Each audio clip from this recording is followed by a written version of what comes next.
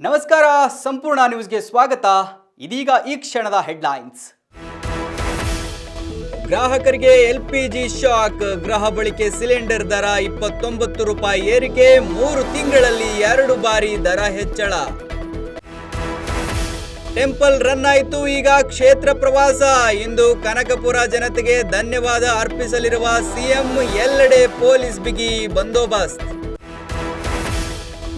ಕೋಲಾರದಲ್ಲಿ ಡ್ರಗ್ಸ್ ಗಾಂಜಾ ಹೆಚ್ಚಾಗ್ತಿದೆ, ಏನ್ ಮಾಡ್ತಿದ್ದೀರಿ? ಎಸ್ಪಿ ಕನ್ನಿಕಾ ಸಕ್ರಿವಾಲ್ಗೆ ಶಾಸಕ ಮಂಜುನಾಥ್ ಕ್ಲಾಸ್. ದಿಶಾ ಸಭೆಯಲ್ಲಿ ಶಾಸಕ ಸಮೃದ್ಧಿ ಮಂಜುನಾಥ್ ತರಾಟೆ.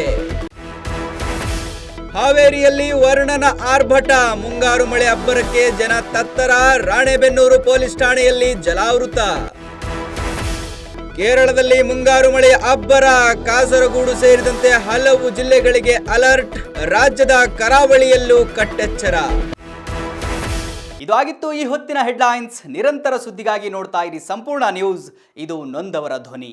ಸಂಪೂರ್ಣ ನ್ಯೂಸ್, ಇದು ನೊಂದವರ ಧ್ವನಿ.